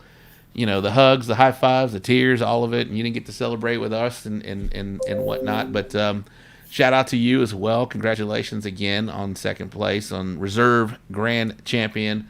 But yeah, it's just an all-around terrible ordeal for a lot of people. There's people that were in the top 10 that fell out of the top 10. It's terrible. yeah, everybody moved down a spot in the top 10. So Yep.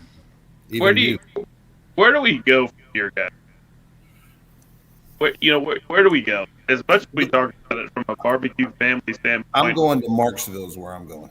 right? We talk about it as a barbecue family, and at the end of the day, no matter what acronym, and I've joked about this for a while, no matter what acronym, we see the term barbecue family get tossed around, but deep down inside, we kind of have some alliances.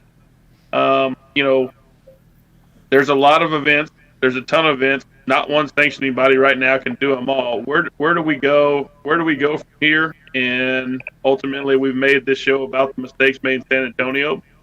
I mean, in a year from now, Fred, where do we see barbecue in Texas? Man, it's I guess let me start by saying this: that when we started CBA, we did it as a as a way to offer just something a little different for cooks out there, a different avenue on where they could go cook. We introduced pork. We introduced technology into what we do. We score electronically. It's just totally different. On the same token, I have lost friends along the way because of this. People that I really cared for and I thought cared for me that aren't there anymore. And it's unfortunate, man. It's unfortunate that has to happen. And maybe they just weren't the friends I thought they were, you know. But it's sad to see the state of barbecue, and we can sit here and point fingers all day long. At the end of the day, we're still wanting to cook barbecue, man. We're still wanting to go out there and burn meat on a parking lot with a bunch of our friends, and that's all it is. You know, we're trying to. Oftentimes we look too much into things. You know, we look too much into acronyms. We look too much into what are they doing? What is that person doing? What is this sanctioning body doing? What are they doing? At the end of the day, we're trying to do the same thing, man. We're trying to barbecue with our friends on parking lots on any given weekend. I would like to see the state of barbecue change for the better. I would like to see the state of barbecue, competition barbecue, be more united instead of separated like we are now. And like I said, you can blame whoever you want to blame for that, but let's not play that blaming game anymore, and let's do something about it. Let's let's create a call to action to unite barbecue. Whatever that means, let's do it. Whatever it takes, let's do it. I think it would serve the whole better. I think it would serve everything surrounding barbecue better. I think it could. I've always said that barbecue is like a trickle-down effect. Barbecue, for businesses like mine, the meat business, for guys like me and Bill who sell rubs, the more we can promote barbecue, the more we can create a family atmosphere around barbecue, the more that we can, be better for it and help all these businesses out. You talk about businesses from the pit builders to sauce makers to apparel to caps to you name it, man. I think if we can all find a way to keep this sport alive and growing and not watch it die like it is in front of our eyes right now, I think we'll be better for it. So I'd like to see that case. I'd like to see barbecue. And I often say this too, barbecue's been good to me, man. I ain't gonna lie. Barbecue's been good to me. I've got, gotten to meet all you guys because of it. I've gotten to see a bunch of places that I would have never seen if it weren't for barbecue. I've got some great, partners and sponsors that back me up in anything that I do. So it's been good to me, man. It's been good to my family and it's good for my business. So I'd love to see it thrive and see it grow and see it get better and see the cooks from Texas get better, man. I'm excited to see guys like Bill and Phil and Lee out there, traveling the KCBS circuit out of Texas, man. I did it. I don't do it as much as I do anymore, but I'd like to think I had maybe a little part in that, and guys before me that did it too had that influenced me to going out and doing that. Guys like Ernest Cervantes, being on these shows and the Ronnie Wades, that were out there traveling those circuits. And one of and it just his name came to mind right now. But one of the sweetest things about this past weekend in barbecue was getting all the way to the stage when they called me for Grand Champion. And one of the last guys that was up there closest to the stage was Johnny Trigg. Cool. He was up there waiting for me. And it took me forever. I know it took me forever to get up to the stage. And he was out there waiting for me.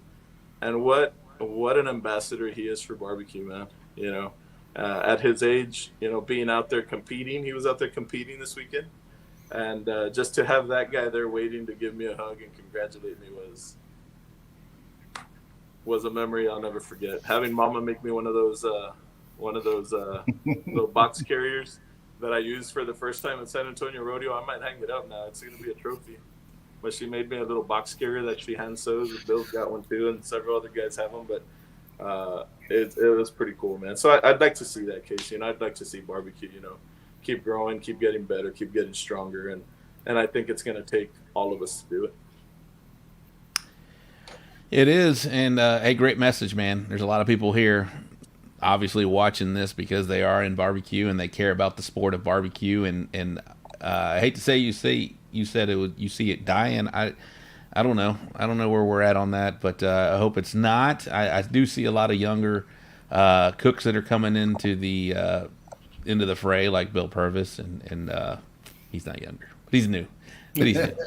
Bill, when did you? Real quick, easy answer. When did you start this? 17? Like 3 years ago. So. Okay, all right. I met Bill at in Pearland. Pearland. Yeah. He was walking around. Were you competing that? No. I just got back from a business trip, so I didn't have time to compete. So I was just. He was walking around. And he stopped by my camp, and we chatted for a while. I remember I lost my awning that day. I don't know if you remember. I remember you won that day. I did win that day too. Hey, Bill, do you remember the first time you met me? Yes, I remember the first time I met you, Rob. It was at the John Henry cook-off that you won. So Bill probably thought I was this Billy badass, but I had a good day. It was Fong told me you got lucky. Of course. Fong is my best love, my most loved hater Maybe next to Top Fan Tony. But yes, no, that was fun. And then I got to meet Bill that day, and Bill came and cooked the Humble Rodeo. We talked about that one as well. And I met Lee. He asked in the comments. I met him at Moulton. I remember that. So I've got a pretty decent memory, and I think that's what Fred told me in that first meeting, is just hang around and listen. And if you've got a good memory, you'll pick up a lot of information. And he was right. So I say it all the time. Shut up and listen. Shut up and listen. So we're gonna lighten the mood. It's got a little dark, guys. Man, I can't thank you guys enough. 146K Lee watching. did win that too. The first time I met Lee was at Moulton, and he put in the comments, and he won that one. And I bet the first time I met Phil, he probably won as well. Probably. I saw that there were 22K at one point on YouTube. That's our most deal. We're gonna be YouTube famous, people, and 4 on Twitch. So thank you guys very much for tuning into this show. They're probably obviously on here to watch Bill, bro. I know why. I know Bill. Bill is. We were leaving for San Antonio. We were gonna meet at Bucky's and Katie at 7:00, and I was. Was he on time, Bill? He was late. He was 9 minutes late. Yeah. I mean, 9 minutes. I mean, come on, that's not bad. But anyway, I went into the store. I pumped the gas. I went in the store, got me some rhinos and hippos. If you know, you know. I come out and Bill is sitting there talking to some random guy, just sitting there, and Bill's got his chicken fried shirt. He's right in front of his chicken fried rig, and I was like, Bill, let's go. And he's still talking. I was like, who is that? Bill's like, just a fan. No, just a fan. I don't know. He sees me on YouTube. He's just a fan, you know. And I'm like, yeah. No, I don't know, Bill. I don't have those fans that just sit there and wait for me at Bucky's to come out so they can. What about the one, Rob, at the cook-off where he's recognized me without my chicken fried shirt? Oh, now that's a real fan. Now that's a real fan. Nick. Is it Vanasek or Vanacek? He had a good question. He said, let's lighten the mood, Fred. Talk about the time you got pulled over with multiple phones in your back seat. This is something I'd like to hear. Well, I mean, with CBA, we do all our electronic scoring on phones, and I had a bunch of track phones in the back of my truck and packages, and I got pulled over, and the cop just, you mind rolling your window, your backseat window down? And I roll it down, and he looks. I got my backseat's full of phones, man. We had bought a bunch of phones that we were gonna need for a cook-off, and he just looks like that, and he looks at me, and he looks again, and it was awkward, but he didn't make a big stink about it. But yeah, it was pretty awkward. He probably thought, oh, this guy. I don't know if I had my cartel cup that there you go. It probably wouldn't have been a good idea to have it then. The old brisket cartel. Y'all want to stick around real quick while we do the bull printing wraps and graphics wrap up recap, or do y'all want to cut loose? I say y'all stick around. You never know; the results might have changed. Yeah, right. We might not be GC and RGC, Bill. Bill has. I mean, Case has been waiting to say what he's going to say, I think. But we'll start here at the Champions Barbecue Alliance, the Harlingen's Bravest Cook-Off. Oh man, there's a big. Who won that event, Fred, in Harlingen? You know? Arlen Garza. I don't know his team name. No Postar Carbon. Postacalo. There you go. I'm killing it. Don't ask. There's 3 white guys on the show tonight. Rob's a coconut. There it is. Second place was SPG Deep South of Barbecue, Santiago Bernal. Nice job. And third place. The theme of the show tonight is we're gonna go top 3. Natural Born Grillers was the third place winner at the CBA event down in Harlingen, Texas. Harlingen's almost as far south as you can get. Is that correct? Am I reading that right? Our You new can shop get is a little farther. Yeah, our new shop is in Harlingen. Our new meat market is there in Harlingen. Been to Weslaco. That's pretty down there too, where you live, Fred. Dude, you have to travel. What's the average travel time, windshield time for you to go to a cook-off? It's got before CBA happened, because there's a lot down there. It depends how far I want to go, man. Yeah. But San Antonio, 4 hours. It's a short drive. He wants a third place wants a recap. He's in the comments right here. All right, I'm gonna go check the tires real quick. Oh, time to check the tires. I'm gonna drop Bill real quick. All right, Humble Rodeo BBQ Cook-Off, Humble, Texas. 95 teams were in attendance over there. Congratulations! Again, the theme of the night is the third place overall. So third place overall. He's in the comments tonight. Congratulations, Jeremy Nippa from Texas Grill Billies with a whopping 770.30 points. That wins pretty much every event generally. They had some high scores down in Humble.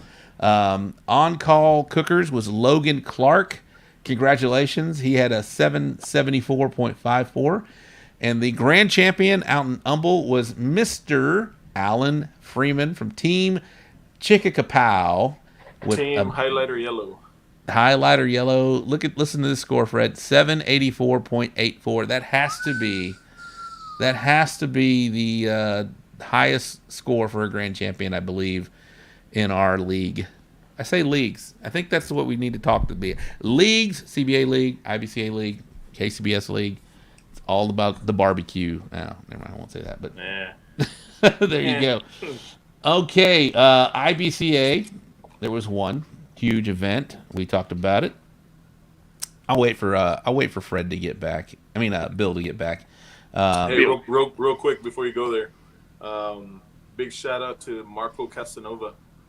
Down in Harlingen, had a perfect rib score this weekend. Had a 200 on a rib. Perfect rib score. Appreciate you mentioned that. Yeah, that's big. How many perfect 200s have we had in our league?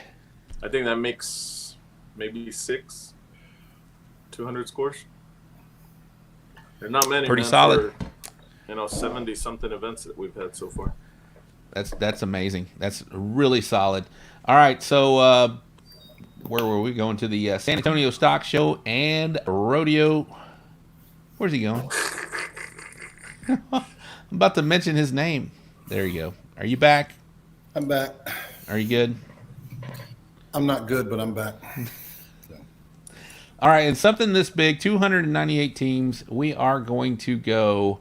We'll go the top calls in the event.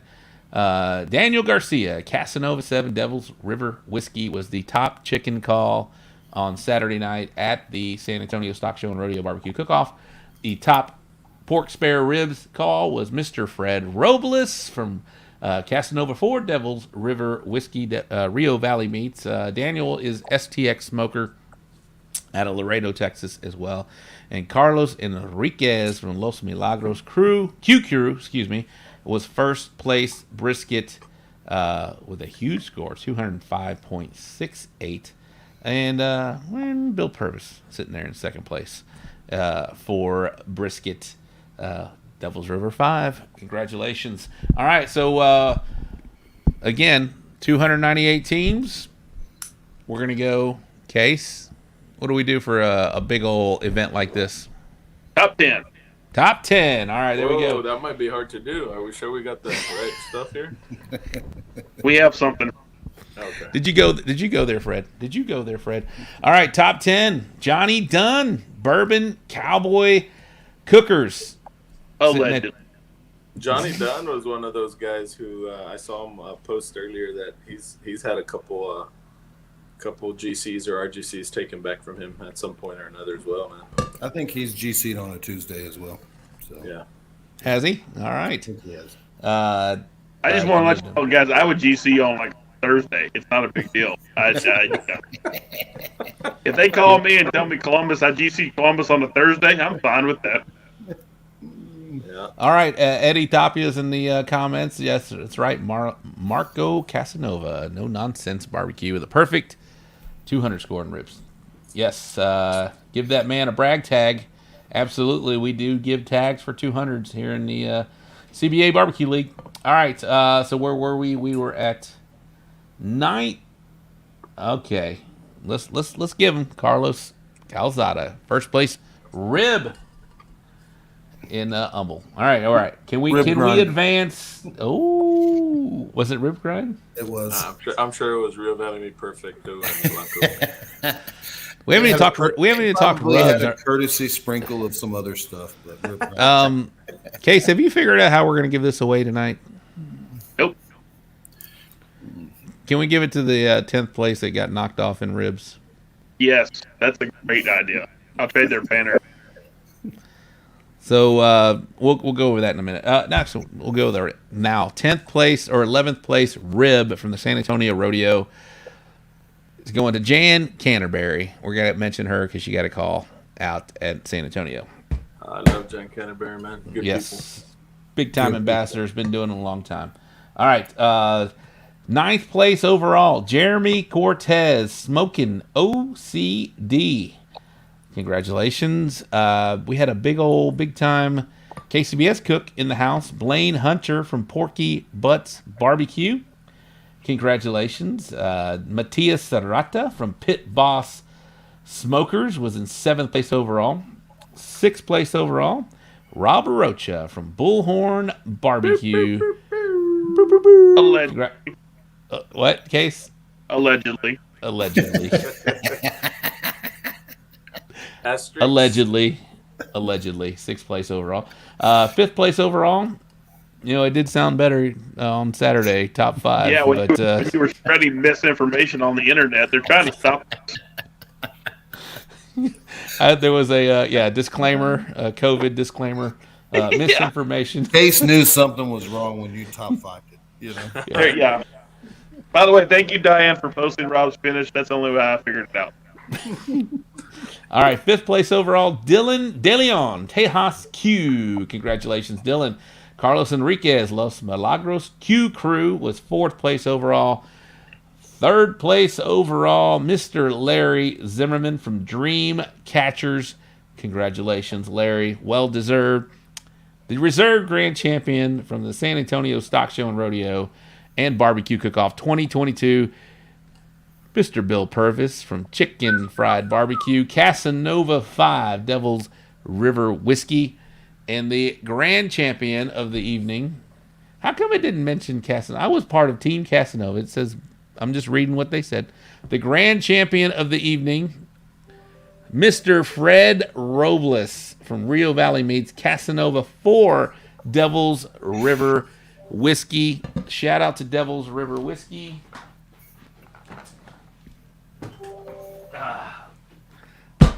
Let's go. Sorry, I just hit my head. I just hit my head with my microphone, with my headphones. We all Shout out to saw it, Rob. Shout out to Devil's River Whiskey. They hosted us, a team of 10 out there at the San Antonio Stock Show and Rodeo. This thing was flowing on Saturday night. We were all celebrating. I know Bill didn't celebrate with this, and neither did Fred. But y'all did take home some Devil's River Whiskey. They did it. They were great hosts. Shout out to Carlo Casanova, David Gonzalez, everybody involved. The Lynn group, everybody involved that had us out there. That was a phenomenal weekend. I had a blast the entire weekend. I had a great time cooking next to you guys. I know there's a lot of shigging comments in the deal, but that wasn't shigging. I mean, I just asked you each what you were cooking with, and that's not shigging. That's just being friendly. Most importantly, I just want to thank both of you gentlemen for beating Rob, because it was going to be a long show if I had to interview the San Antonio Grand Champion, Rob. So thank y'all very much doing your job, because that was going to be one boring-ass show if I had to sit here and interview. It was difficult to do, I will tell you, Case. It wasn't easy. I appreciate it. You know. Yeah. Rob's The coming on strong. check is in the mail, sir. I appreciate it. All the gas money. No problem. Jerry got the Tears were flowing. I will say I enjoyed the entire weekend. And for me, you know, if you get, I went from 8th to 9th in rib. That's yin yang. It doesn't matter. 5th to 6th doesn't matter. But to people that got affected, congratulations on your call. That to get a call out there, people have mentioned it. To get a call at that field was amazing, and still doesn't take away from the event. That still didn't take away from the experience, and I hope to be back next year. Who put you to bed Saturday night? I don't know. I did wind up in the Casanova rig, and Carlo told me the next morning he was trying to kick me out, but I was having none of it. I was laughing at him, and I'm a big boy. If you want to move me, you got to put some leg muscles into that. So yeah, I was not going anywhere, and so I woke up at 8 o'clock. And I know y'all were all looking for me, but I woke up in Carlo's rig next to he was in another cot next to me. You missed the Crosby cook-off. You need to go to the Crosby cook-off. Well, I'm a little upset. Y'all took photos in front of the band. I wasn't part of that. I guess I was already gone by that point. You were, I think, on the floor in the trailer, bro. I think so, too. I was having a good time. Put some rub to Randall. Okay, Crosby. Was there did I miss one? Sorry, Dustin. Yes, I'm sorry. You're right. Fergie's. One moment. I do have to pull that up real quick. So while Thank he's you, pulling Dustin. that up, while he is pulling that up, I do want to point out the fact that Bill will go down as the most famous reserve grand champion of San Antonio in many years. We may forget about Fred winning the cook-off, but no one will ever forget that Bill Purvis was reserved. Yeah, Fred will right off. Fred's going to be written off into the history book. Bill, you, sir, will be remembered forever.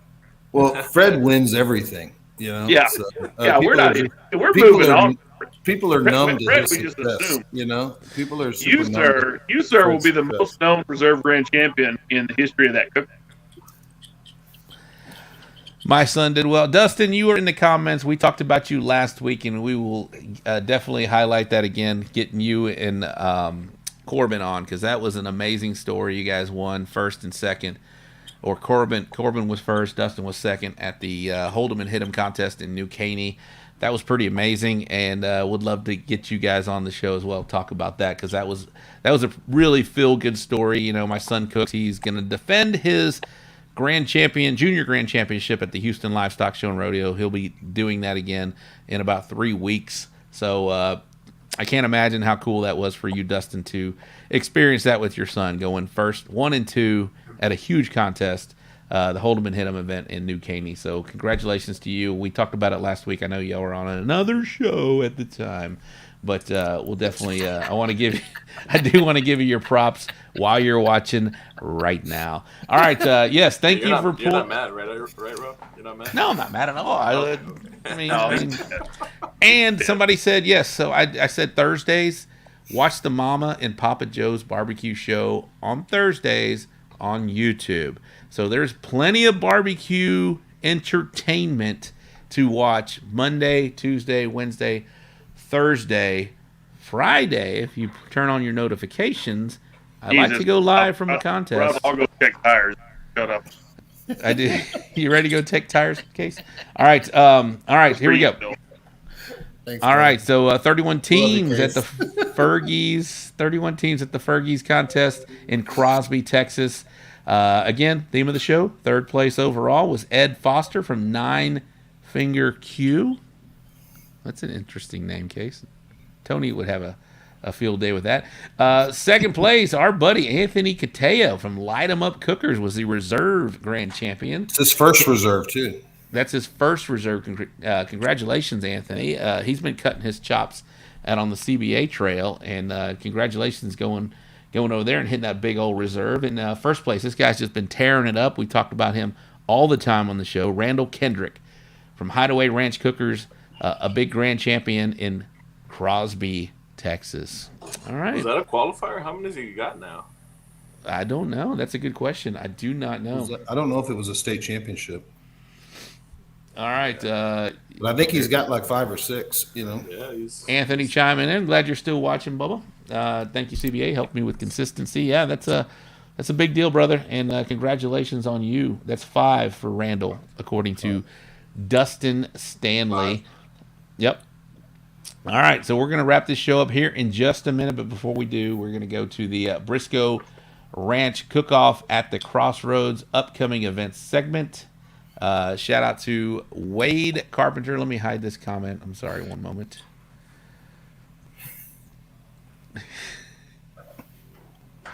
There it is. Can we all do that? Can we all do it?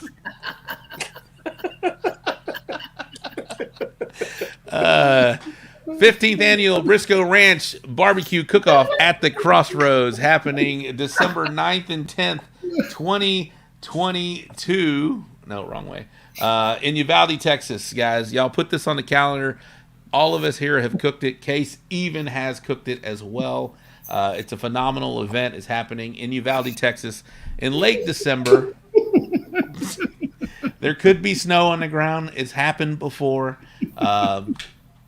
But yeah, that's a phenomenal cook-off. Another prestigious event that is well run. I can't wait to do that in December. Man, you guys are throwing me off my game right now.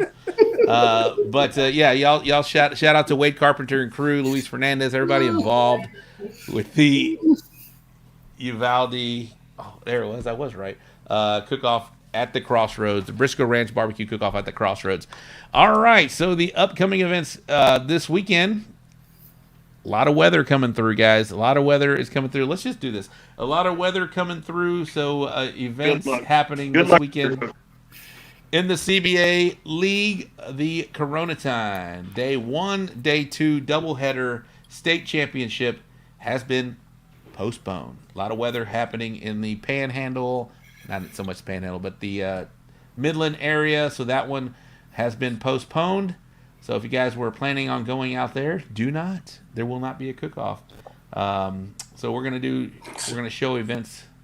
What is going on with you guys? I'm sorry. The greatest part of the show tonight. Yeah. All right. So there is only one cook-off going on this weekend. 2 broke cookers. It's an IBC. It's an IBCA event. Refugio, Texas. If you guys want to get in there, it's a Region 3 event. It's an IBCA event, so I'm not sure if they're still taking teams. If anybody knows, please let me know. Let me take this banner off because you guys are just driving me crazy here. Here we go. Gone. Are y'all good now? Are y'all good? That was fun. He doesn't kiss me every show. Next week there's some big events, and then coming up, Smoking on the Rio the same weekend as the Houston Livestock Show and Rodeo. I know we're still taking teams out there. If you guys want to get on that, you can get on the CBABBQ.com. Houston Livestock Show and Rodeo is an unsanctioned event that is happening the same weekend. Look at Chris Davis's comment. Let me see.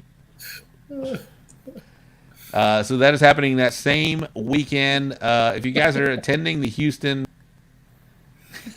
the barbecue Brady Bunch. If you guys are attending the Houston Livestock Show and Rodeo Barbecue Cook-Off, put your name down in the comments real quick before we get out of here. But we'll be out there. Case, are you going to be out there this year?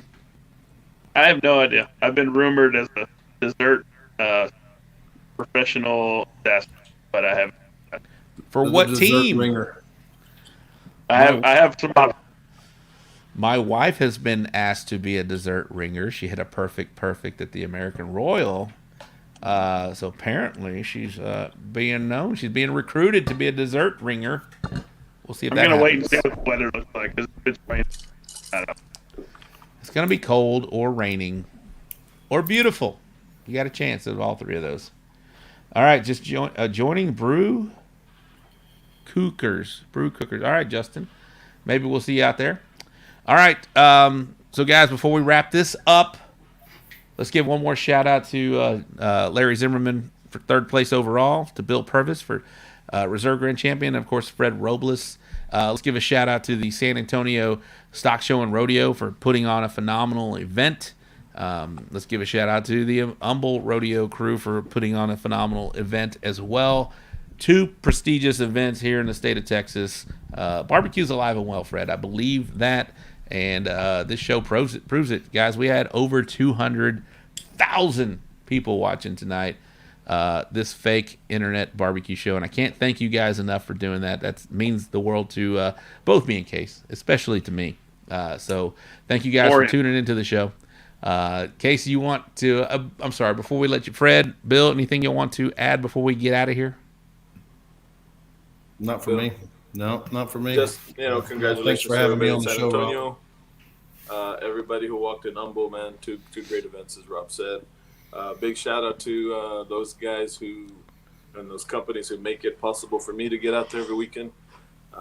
Traeger Grills, we got Midland Meat Company, Chairman's Reserve, Big Papa Smokers, Blues Hog. Who am I missing? Rio Valley Meat. We didn't even talk rubs. We did not talk rubs. I'm sorry, I meant to do that, but it's 2 hours. We're over 2 hours in. We gotta get out of here. A big we'll do that another show. To all those guys who make it possible, man, and enjoying our time out there with our friends for sure. Shout out to Night Sky and Gara. Thank you for joining from Twitch. That is our second Twitch guy. I'm glad you found the show as well. Case, let's get us out of here, bub.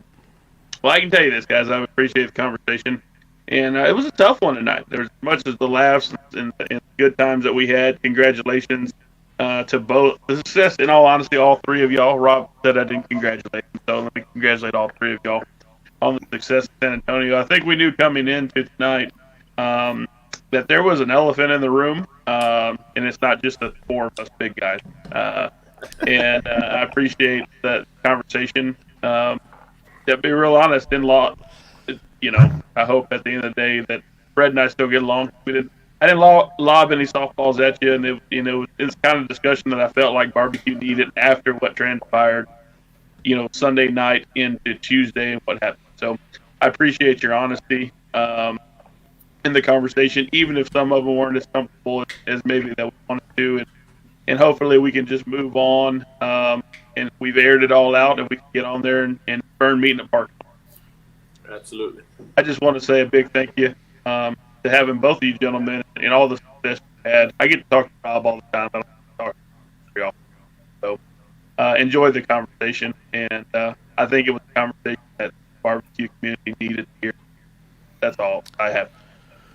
All right. I promised to put in the budget to get Case a new microphone because you were going in and out all weekend. But, hey, I appreciate you, Case, and those words that you just said were meaningful, and I appreciate that. Guys, thank you again. Thank you so much for tuning into this show. It means a lot.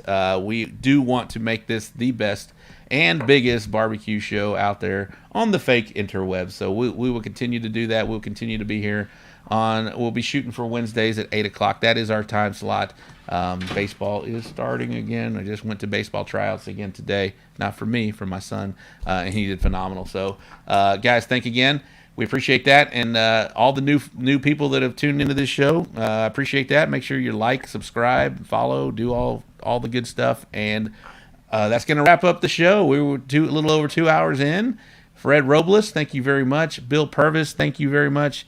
Case Hahn, thank you very much. That's going to wrap up the show for tonight. We will see you again next Wednesday at 8 o'clock right here on Facebook, YouTube, and apparently there's a Twitch guy watching. I appreciate that. So we'll see you guys next week. Case, give us our little sign out, bro. Enjoyed it. Good night, Barbecue Nation. And I will see you on Sunday, California.